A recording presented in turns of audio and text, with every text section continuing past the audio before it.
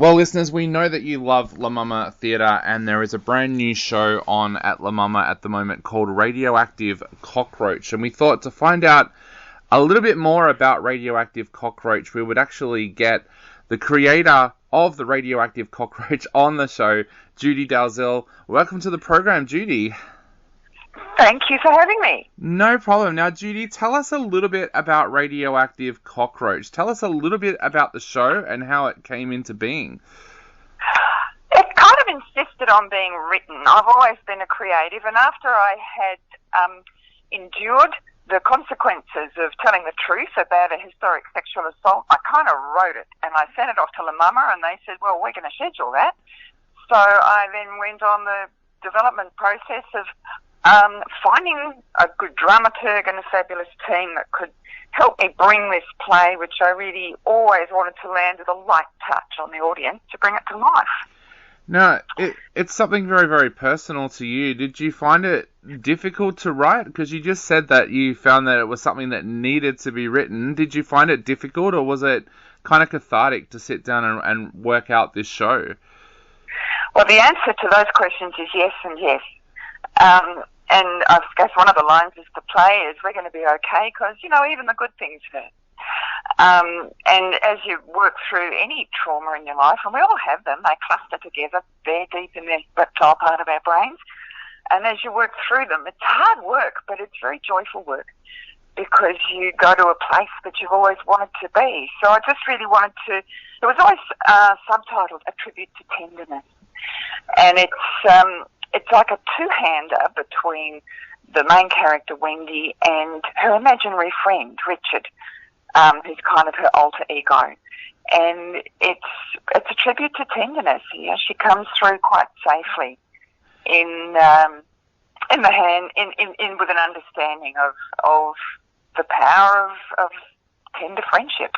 Yeah. Now, I understand that this brings a few different genres of theatre together to create the show, and you mentioned having a circus consultant there. I was wondering if you could tell us a little bit about what people can expect to see from the show when they come along to see it. Well, you know, you don't want to give too many spoilers, but as you come in, there will be set up for a tissue or silks routine, and Wendy will be warming up, and certainly people do get up on there. There's a little bit of acrobatics and there's a little bit of tissue, but it turns out she's not as good as she thought, and that's not the journey she's on after all. Yep. But I used to mentor a youth circus in the regions, and the beautiful thing about circus is it takes what's quirky in each person and it amplifies it and celebrates it. So insofar as it's a circus, all the way through we do that. The other thing I did while I was preparing for what we know is a terrible experience, which is cross-examination, something in my brain said, I think it'd help if you did a course in stand-up comedy. Oh, okay. So I did that, and I'm not sure whether it helped or not, but I made some really good friends. And some of the early writing, I was mentored by some very good comedians, and one of the really healing things about abuse is being able to laugh at your abuser and at the legal system and at the institution that shielded my abuser. So I found great healing in laughter, in comedy, in the absurdity of circus, and that's what I brought to my writing. Feedback is this is a really entertaining night out and really powerful.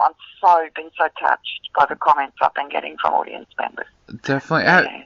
Will you look now to do some stand-up? Because that's something that I'm going through that journey at the moment. I did my first stand-up gig 1 week before we went into the first lockdown in Melbourne. And then, I couldn't do a follow-up for ages afterwards, but I found it such a great journey to go on. Are you looking now to do stand-up as well? Well, yeah, I could, and perhaps I might, but what I did do is, I put up, there are 3 series of podcasts, Radioactive Cockroach up there, that provide entertainment, comfort and information for people who've been impacted by sexual assault. We don't do stories from the trenches. We try to avoid all of that. And Dulwop Jar Singer and He came on. Yeah, comedians have been very supportive Yep. of that podcasting project.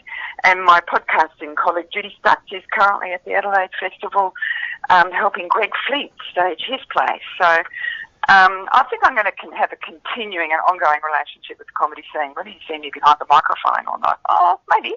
Definitely.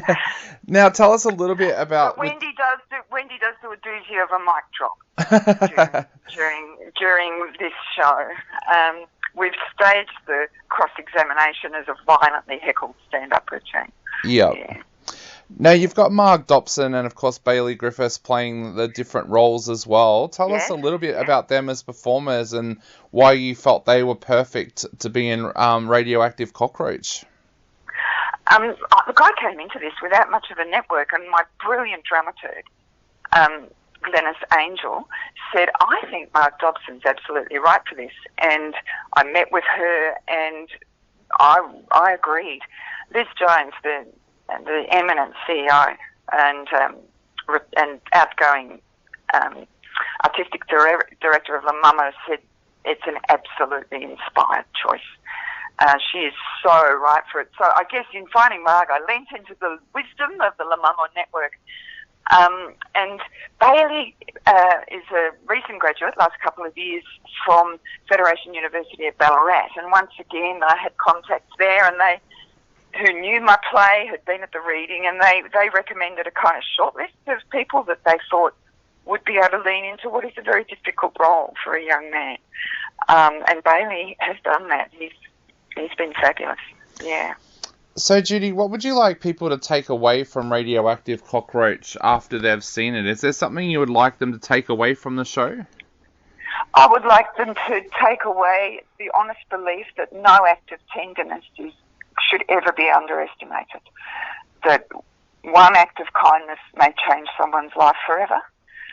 And also that it's never too late. And there's always an occasion for hope. And life's complicated.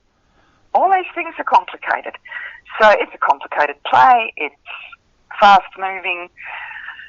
It kind of represents what was in my head. And inside my head is pretty noisy. Yeah. So, yeah, there's a lot of music. There's a lot of music. And 90 minutes of not being bored for a second and coming out with a sense of hope. Yeah. Amazing. Well, listeners, if you want to head along to check out Radioactive Cockroach, it is on at La Mama through to Saturday the 12th of March. It's on different times on different nights, so please check the La Mama website to see what night you want to go and what time it will be on, and you can grab tickets from there as well. Judy, thank you so much for taking the time to chat to us today. It's been an absolute honour having you on the show, and hopefully we get you back soon for another show that you might be doing in the future as well. I hope so. It's been enormous fun.